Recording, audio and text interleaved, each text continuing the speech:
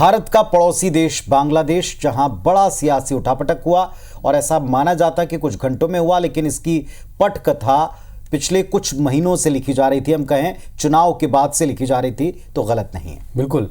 बांग्लादेश की पिछले 15 साल से प्रधानमंत्री शेख हसीना ने इन सब के बीच में इस्तीफा दे दिया है। शेख हसीना के देश छोड़कर भारत की शरण लेने की खबर है। देश में जारी हिंसा और इस्तीफे की मांग के आगे झुकते हुए आखिरकार शेख हसीना ने सत्ता से दूरी बना ली और इसी के साथ बांग्लादेश की सियासत से शेख हसीना युग का अंत हो गया।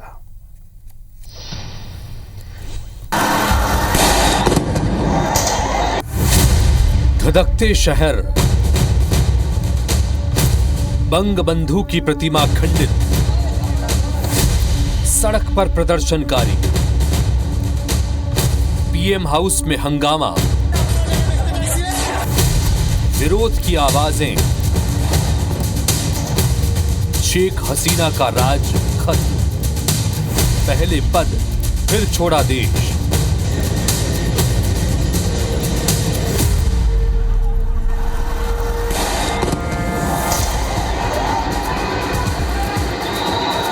यह मंजर बांग्लादेश में शुरू हुए नए सियासी बवंडर का है। भारत का यह पड़ोसी देश एक बार फिर अस्थिरता के भंवर में है, जहां गृह युद्ध जैसे हालात के बीच सैन्य व्यवस्था काबिज होने की कगार पर है। शेख हसीना प्रधानमंत्री का पद छोड़ चुकी हैं और देश से भी पलायन कर गई है। फिलहाल पूरा बांग्लादेश जल रहा है। हर तरफ विद्रोह और प्रदर्शन की आग। आरक्षण विरोधी आंदोलन की चिंगारी ने देखते ही देखते दावानल की शक्ल अख्तियार कर ली। इस आग की लपट से न अमन बच सका और न ही शेख हसीना का सिंहासन। जिस बंग भवन में कुछ घंटों पहले तक परिंदा भी पर नहीं मार सकता था, वहां अभी उत्पाती युवाओं की टोलियां हुड़दंग कर रही हैं। हालात बद से बदतर हो चुके हैं। सेना ने बांग्लादेश में पुलिस को भी हटा दिया है और अब पूरी कमान सैनिकों के हाथों में है। बांग्लादेश में मची सियासी उथल पुथल से पड़ोसी होने के नाते भारत भी अछूता नहीं रहा।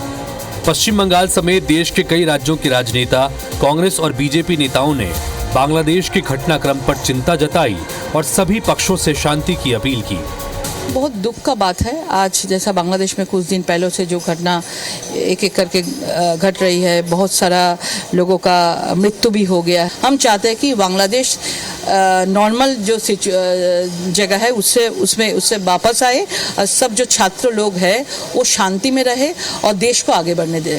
स्ट्रॉन्ग डेमोक्रेसी वहाँ पर चल रही थी। जिस तरीके से वो सरकार डेवलपमेंट की तरफ चल रही थी, वो अब एनार्की की तरफ बढ़ रही है। वो दुर्भाग्यपूर्ण है। इतने दिन से हिंसक घटनाएं हो रही थी।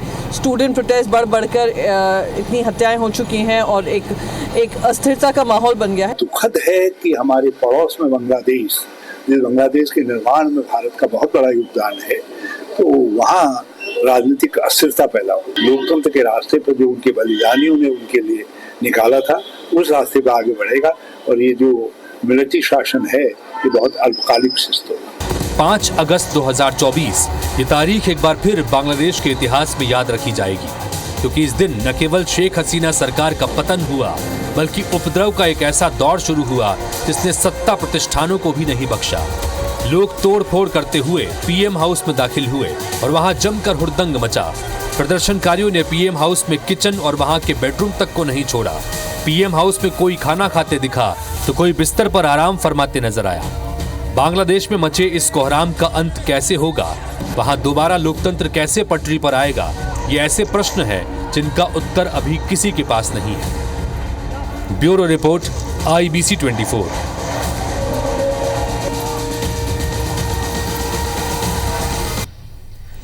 तो वैसे शेख हसीना के परिवार का तख्ता पलट से बड़ा ही पुराना नाता रहा है। उनके पिता जब बांग्लादेश के प्रधानमंत्री थे तब भी सेना ने तख्ता पलट किया था।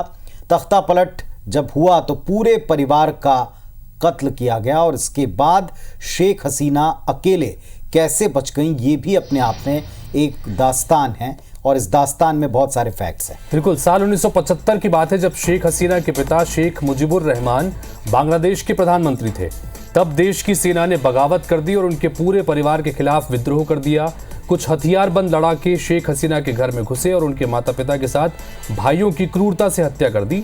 लेकिन इस हमले में शेख हसीना और उनकी बहन बच गई, इसलिए क्योंकि बांग्लादेश में जब ये सब कुछ हो रहा था तब शेख हसीना अपने पति वाजिद मियां और छोटी बहन शेख रेहाना के साथ यूरोप में थी।